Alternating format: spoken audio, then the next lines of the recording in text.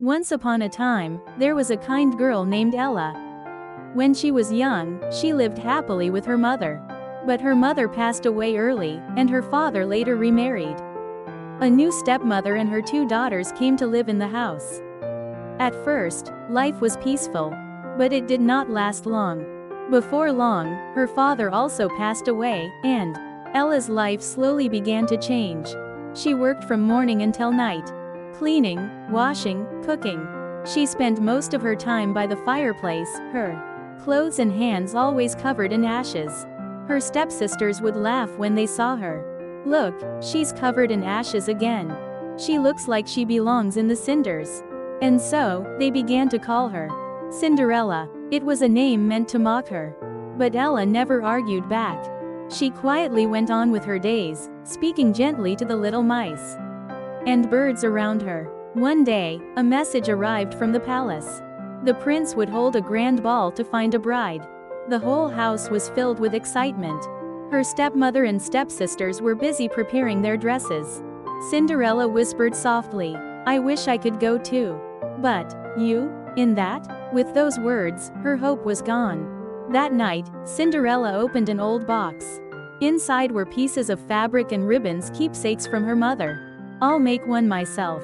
The mice and birds gathered around her, bringing cloth and thread in their tiny hands. In the quiet of the night, they worked together. And at last a dress was finished. It wasn't grand, but it was filled with care and meaning. The next morning, Cinderella put on the dress. Her stepsisters stopped when they saw her. For a moment, they were silent. If she went like this, the prince might choose her. Their expressions changed. Without a word, they stepped closer and grabbed the dress. Rip! The fabric tore apart. The dress was destroyed in an instant. Their laughter echoed as they left for the ball, leaving her behind. The house fell silent. Cinderella sank to the floor. She clutched the torn dress and wept. Then, a soft light surrounded her. "Don't cry." She turned, and there stood a fairy.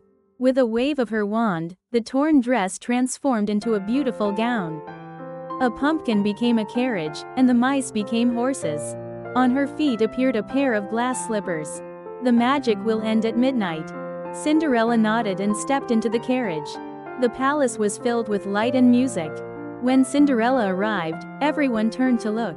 The prince could not take his eyes off her. They took each other's hands and began to dance. They laughed as they moved together, step by step. They forgot everything else. They forgot the time. Then, in the distance, the clock began to chime. One, then another. Cinderella's face changed. Midnight. She let go of the prince's hand and ran. "Wait," he called after her, but she could not turn back. Holding up her dress, she rushed down the stairs. And then, one glass slipper slipped off and fell to the floor.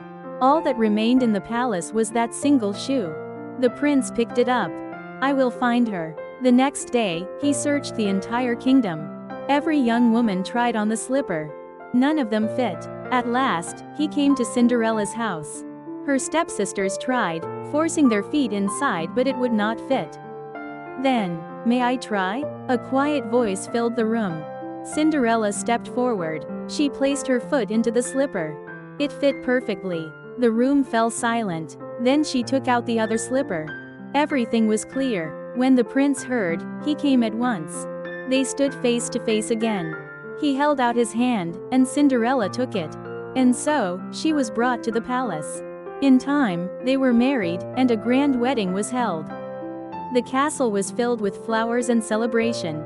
And they lived happily ever after.